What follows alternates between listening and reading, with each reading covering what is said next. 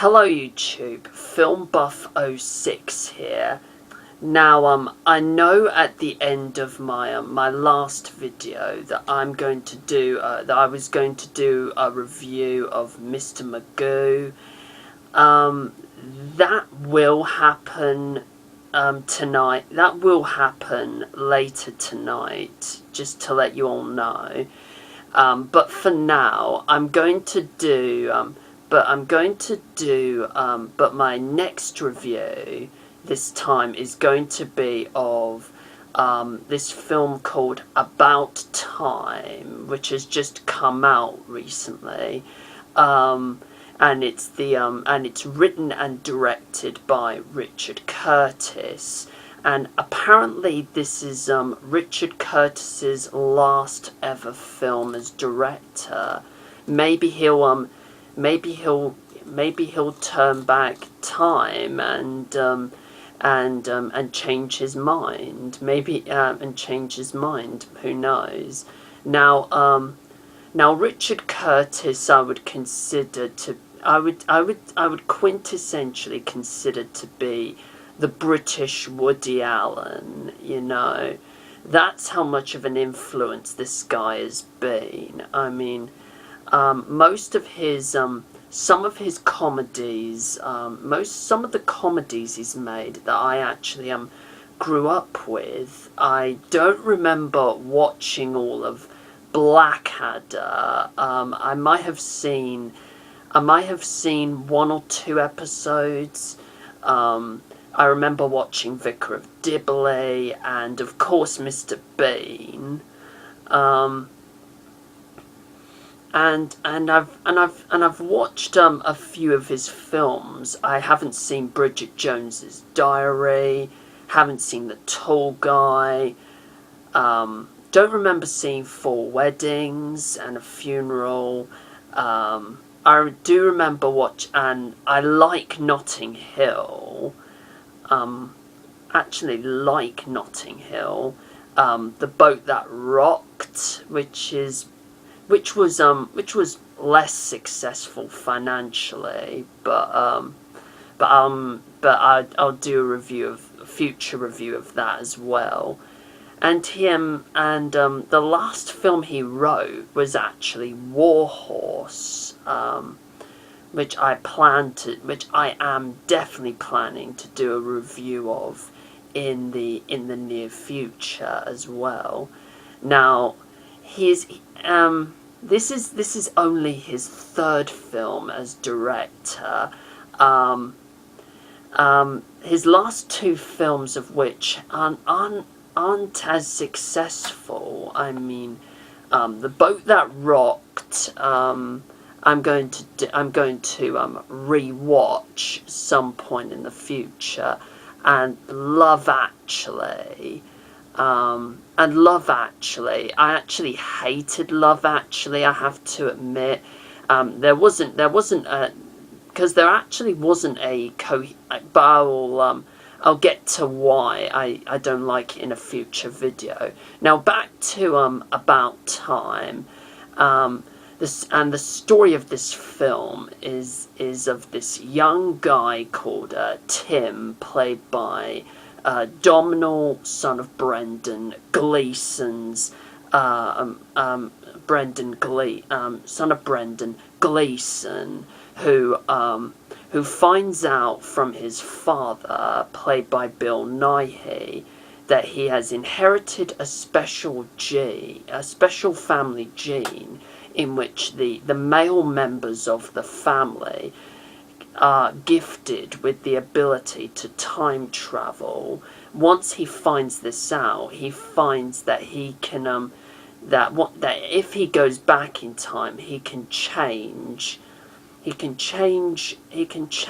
anything that's that happens throughout the course of his life. And this movie is more this movie has been billed as a romantic comedy. Now I'm not a fan of romantic comedies at all. Not nowadays. I do like a few, but most romantic comedies these days are always the same. Very formulaic, very predictable. Um, Very predictable. Boy always meets the girl. Some contrived scenario breaks them apart. Then they of course come back together at the end. And it's a formula that has been repeated time and time again in most rom-coms. Um, and I'm one of those people that just doesn't like that is just not liking that. Um, Even though this has been billed as a romantic comedy, it's more of a romantic drama, in my opinion, than a romantic comedy, because the love story in this film is between Tim and this young, pretty woman that he meets and eventually marries, called Mary, played by Rachel McAdams, who of course was in the who coincidentally was in The Time Traveler's Wife, which used the same type of story, but she co-starred alongside Eric Bana. Anyway, it's not just a love story between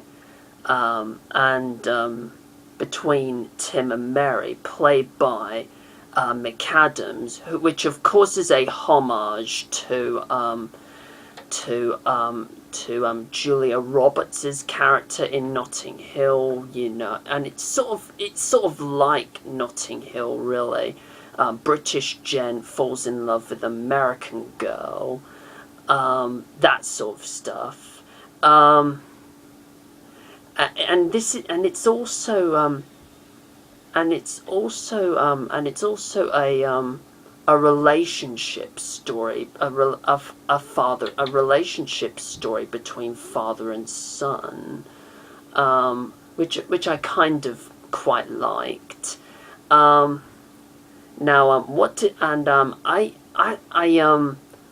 I saw this at the cinema with my two sisters this afternoon, just for a special afternoon out. What did I think of About Time? I had low expectations for this. I had very low expectations for this film. I just thought it's gonna be the same rom-com again, isn't it? But from watching the trailer and the fact that it's directed by Richard Curtis, I just thought, well, it's directed by Tony Curtis. Maybe he'll do something original and clever with the formula. And I have to say, he succeeded in that. I mean, well done, Richard Curtis. I mean, it's not quite a masterpiece, but it is very, very good.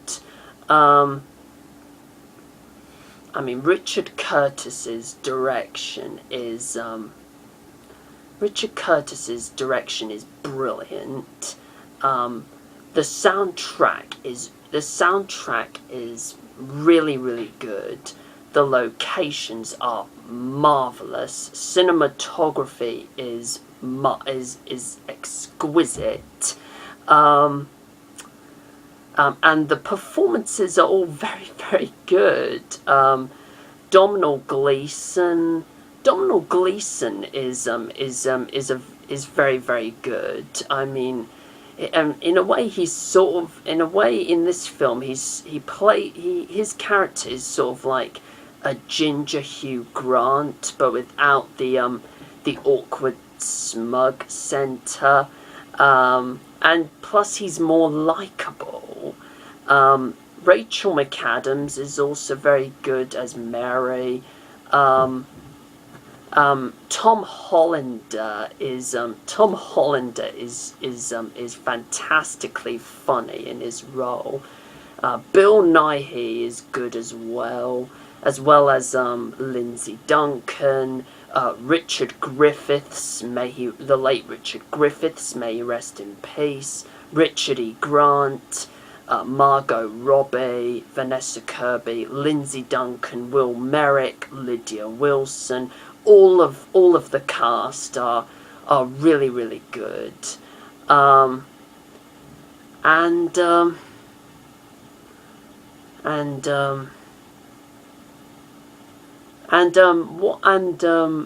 I like about this film is that it doesn't go for the formulaic, predictable ending. The ending is very, very good, very uplifting, very rewarding, very fulfilling, actually. Now, the film itself is only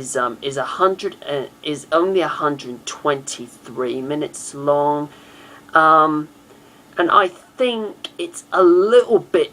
It is ambitious, but it's a little bit too long. One or two, a few scenes should have been cut out. I mean, not half of the film, but just only like one or two scenes should have been cut out.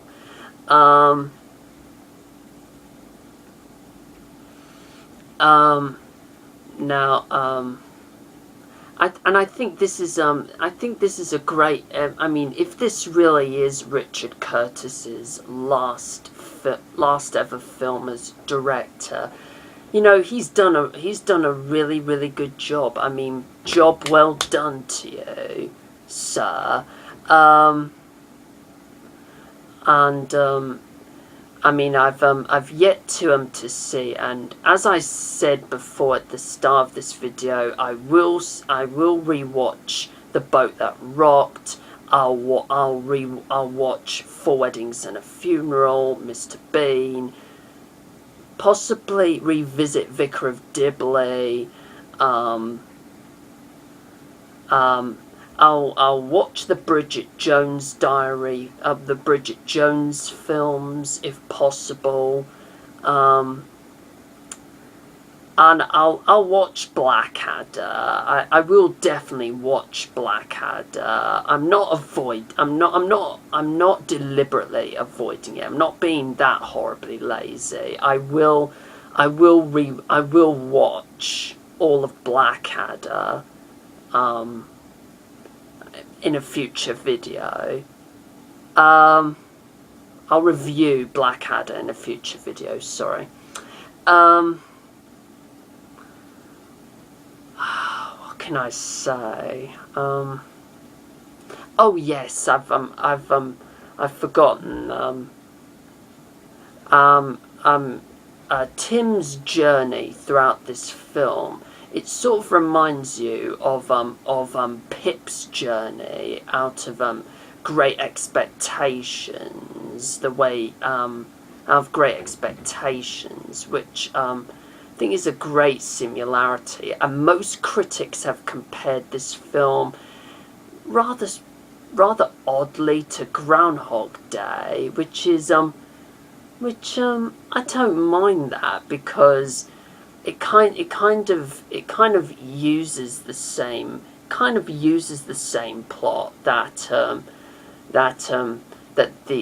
our main character goes back in time, and goes back in time again and again and again, until he actually gets it right, until he actually gets things right. Wow. Is that me all covered?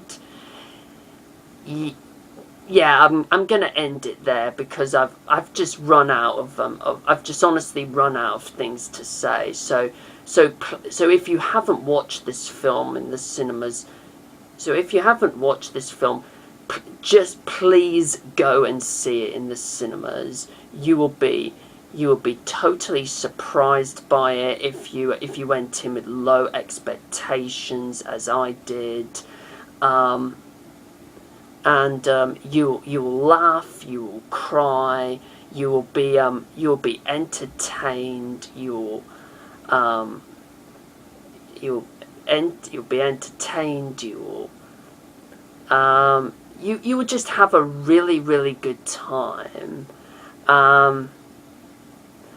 And that's my review, and that has to be my rather vague and rather rambling review of About Time, over and done with. Now my next video, as promised, is definitely going to be a review of Mr. Magoo. And as I said in the previous video, boy, am I not looking forward to this film at all. So now, my questions to you are you a fan of Richard Curtis? Are you a fan of Richard Curtis's films? If so, have you seen any? What memories do you have of watching them? If that question makes any sense, sorry. And